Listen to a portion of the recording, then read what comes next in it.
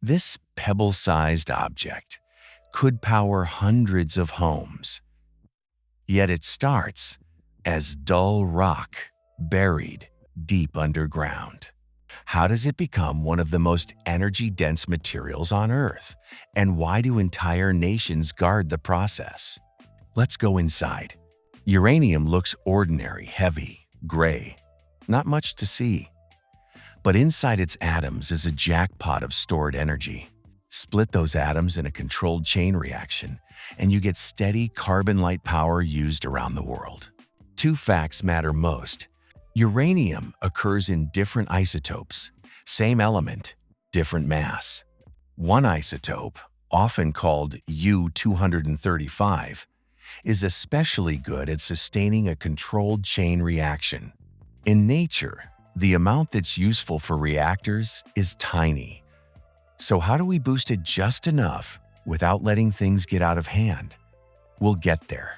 End of the 19th century. Scientists discover that uranium gives off invisible rays radioactivity, a moment that opens a whole new chapter in physics. Fast forward.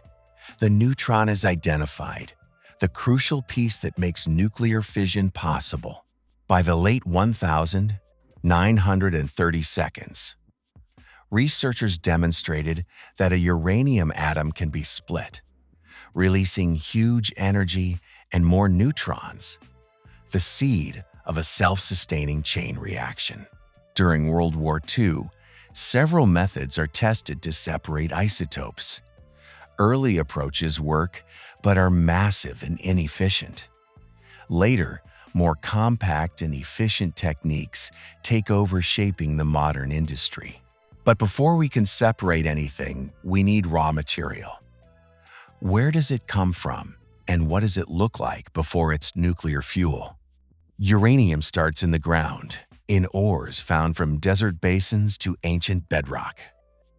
Mines may be open pit, underground, or use in-place extraction techniques tailored to geology and safety. After extraction, the ore goes to a processing plant. It's crushed and chemically treated so uranium can be separated from the rock. The result is a dense, mustard-colored powder the industry calls yellow cake, essentially a concentrated uranium compound that's easier to ship and handle under strict safety protocols. Even here, layers of protective equipment, ventilation, and radiation monitoring keep workers safe. And here's a mind-bender. A small quantity of uranium, when used properly in a reactor, can deliver astonishing amounts of reliable energy compared to fossil fuels. Yellow cake isn't ready for a reactor. It needs to be transformed, then carefully adjusted. How do we do that without crossing any safety lines?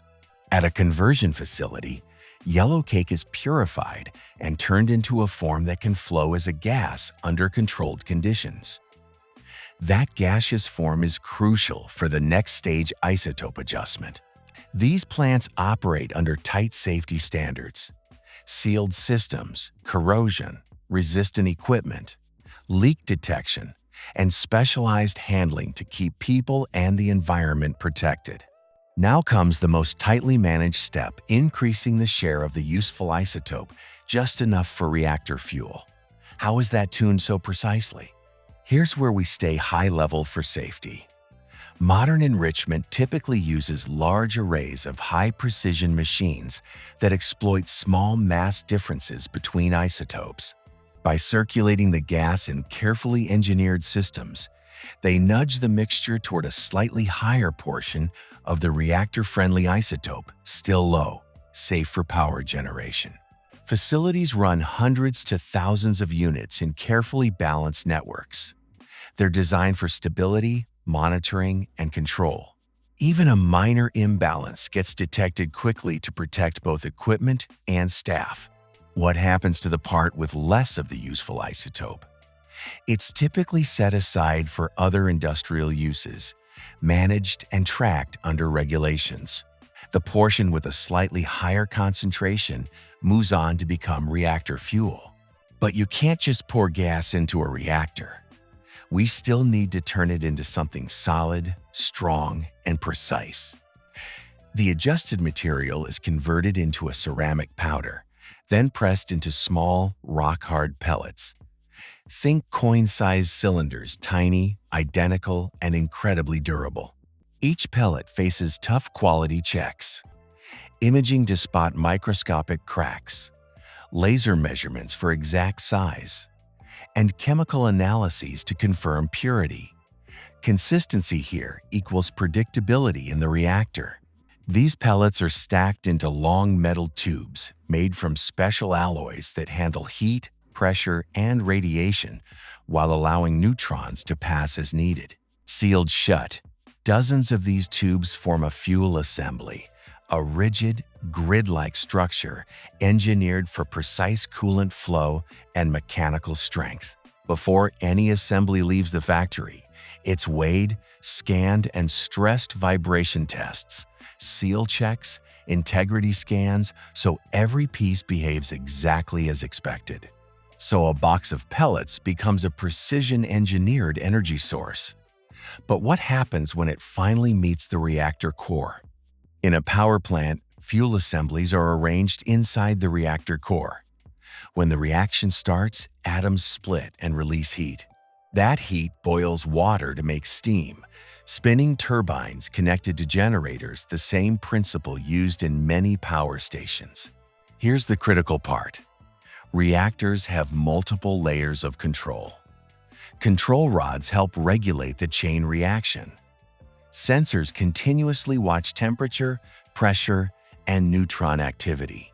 If something looks wrong, automated systems step in fast.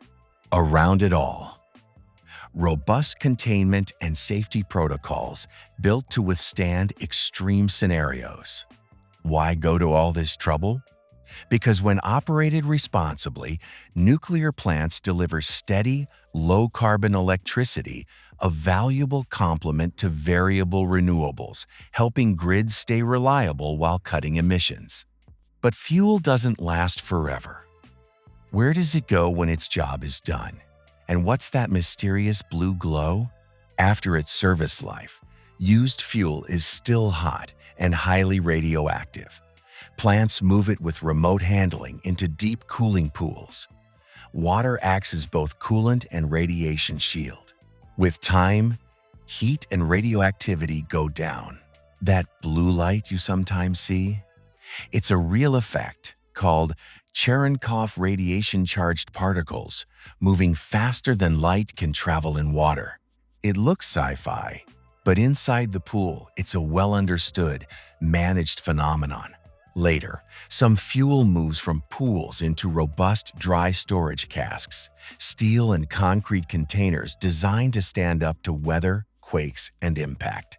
Around the world, engineers and regulators continue to study deep geological repositories, stable rock formations, hundreds of meters underground for very long-term isolation.